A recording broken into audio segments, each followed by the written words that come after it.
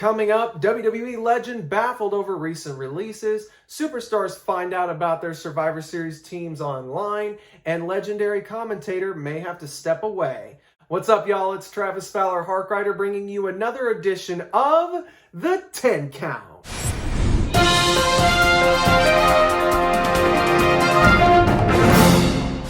Starting off the countout at number 1 is the reaction from WWE Hall of Famer Mick Foley over the recent WWE releases last week.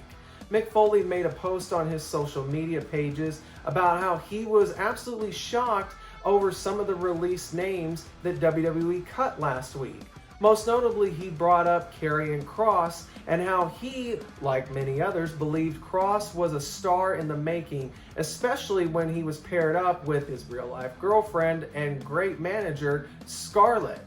Both of these people were stars in Impact Wrestling, that they were for sure destined to be big stars on WWE television, but Foley, along with everybody else, can't figure out why WWE seemingly dropped the ball with these two. However, he did go on to state that he feels because of their star power before and during the WWE tenure that they will be just fine wherever they go, and quite frankly, I would have to agree with him. Continuing on with excerpts from releases of WWE superstars last week, Keith Lee was another big notable name that many people were shocked by his release. Reportedly, though, the reason behind this release was attitude issues, even though that's kind of been the song and dance for most of these WWE releases as of late, when superstars don't like the way their characters are treated. And you can't really blame the guy when he goes from being Limitless Keith Lee to Keith Bearcat Lee, which, by the way, Lee himself has expressed was not his idea. Reports have said that Keith Lee, though, was difficult from the beginning all the way back to his NXT days, not wanting to be defeated cleanly in any way, shape, or form. However, many people have dispelled this as just that, a rumor and nonsense, as Keith Lee has done jobs in the past for certain stars, and that this is just another one of WWE's ways to cover up why they really didn't want somebody around, which is a lot of people's speculation of he just wasn't taking the crap they were giving to him.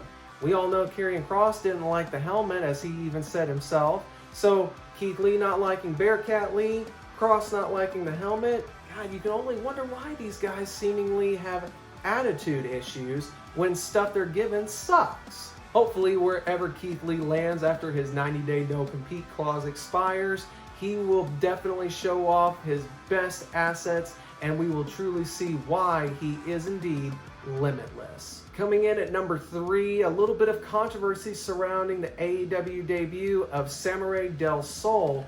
Last week on AEW television, we saw the former Kalisto make his AEW debut, but not with a little bit of controversy to follow, as he sent out a tweet stating the night before he had had a spiritual discussion with the late John Huber, aka Brody Lee.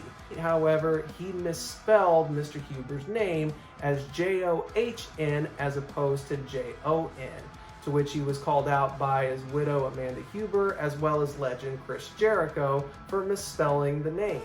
He later would retweet stating that he was caught up in the heat of the moment. Then Jericho rebutted, wondering why he would even send the tweet out to begin with, considering that during their WWE days, Del Sol and Lee were not really close to begin with. It's a very small issue that a lot of fans have taken up for Del Sol on for just a simple mistyping of a name, but it definitely brings a question as to why he would take the time if what Jericho's saying is true and they didn't have a strong relationship to begin with. In more WWE not telling their superstars things unless it's through social media news, at number 4, WWE sent out a post on their social media accounts announcing the teams for the male and female Survivor Series teams for this upcoming pay-per-view. The funny thing about this, though, is that the superstars themselves didn't even know that they were going to be on their respective teams, to which Ricochet had a funny tweet to respond to this, stating, "What happened to qualifying matches?" You know, I wonder that too, Ricochet. What did happen to those qualifying matches? God only knows if that would have made sense to build towards one of the big pay-per-views that has been the establishment of your brand for over the last 30 years.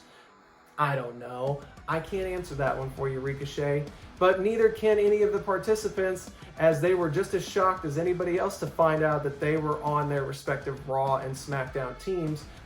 Survivor Series, it's a throwaway pay-per-view anyway. At number 5 is one of the controversies that surrounded Mr. Tony Khan earlier this week when he conducted an interview, and after the recent WWE releases supposedly being related to those that decided not to be vaccinated, Tony Khan made it apparent that vaccines are not going to be mandatory for his AEW roster. So many different controversies surround the vaccine and whether or not it's safe or if you should or should not get it. But TK making a stance saying that he's not going to force his stars to do so, I think does show great respect to those athletes as to what they choose to do with their bodies. Coming in at number 6, a potential character shift for one Malakai Black. This week, he conducted an interview with Giant FM Real Radio where he talked about future plans for his Malakai Black character, talking about changes to the overall character, evolutions to him, and even stable to be made for the House of Black. He does have big plans that he did not want to spoil and would like to tell over a long stretch of a story period, but it is interesting to note that he does have plans for his own faction. One can only wonder who exactly he wants to place within the House of Black and where the evolution of his character could potentially go. At number 7 is some up, down, down news for one Xavier Woods and fans for the channel. It was recently reported that the Up, Down, Down YouTube channel that Xavier Woods has grown into a complete success with over 2 million subscribers has recently slowed down on its release of content. This apparently is due to Xavier Woods' treatment for the channel as well as compensation for his hard work. Most people, including myself, believe that Xavier Woods created the Up, Down, Down channel and then pitched it to WWE to become a part of their brand later on. As it was revealed, however, earlier this week, Up, Down, Down was always a WWE creation that Xavier Woods, yes, originally pitched, but WWE was the sole creator behind the channel to begin with and put Xavier Woods in charge of it to grow and to nurture on his own. He has since done that and has had clear success with the channel, but he apparently has not seen much of a dime when it comes to an increase in pay or compensation for his hard work on the channel. Because of this, the content has slowed down, and he himself has announced until this is fixed, he will not be producing any more Up, Down, Down videos.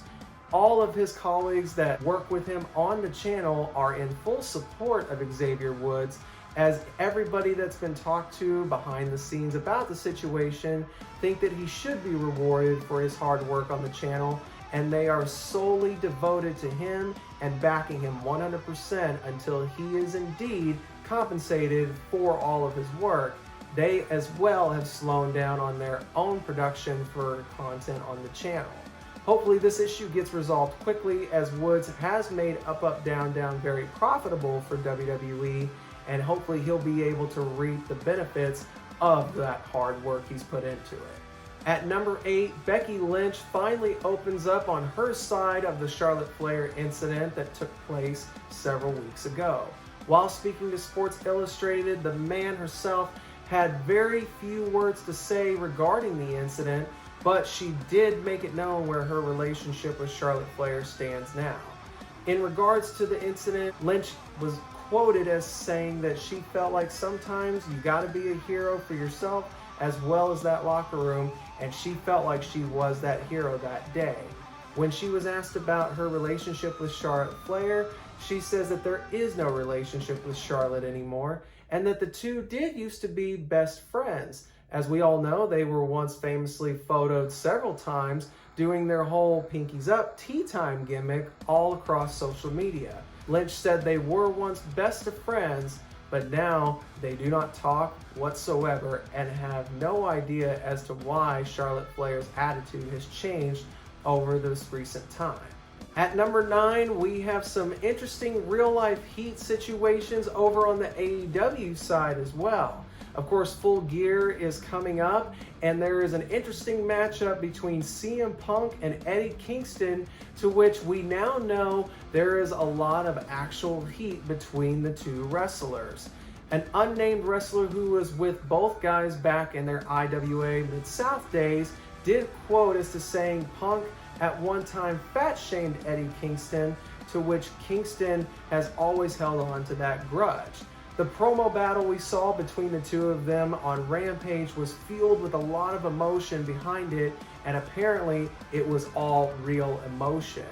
We can only imagine what's going to happen in the match between Kingston and Punk at Full Gear. Both men are professionals, so while I don't expect there to be anything crazy necessarily to happen, it wouldn't surprise me to see these two throwing a few actual potatoes at each other to finally unleash some of that anger towards one another. Full Gear is going to be quite interesting, and this match will be one to watch for sure. Finally, at number 10, we had some news to report on good old JR Jim Ross. Recently on his podcast, Grilling JR, he announced that he will be undergoing treatment later this month for the skin cancer ailment that he posted on his Instagram account originally just a few weeks ago. He revealed that there were also 2 other spots that were found on his back that he plans to get treated, and because of the treatment that he will be going through, it could potentially put his commentary duties at stake, and he may have to step away for a while. He has full intentions on continuing his gig unless it is rendered impossible by the treatment, and he says that Tony Khan has been nothing but supportive for him and his health. We continue to wish JR the best in all of his treatments going forward, and hopefully the voice of professional wrestling can continue to do what he does best. We want to see good old JR stick around for several more years to come.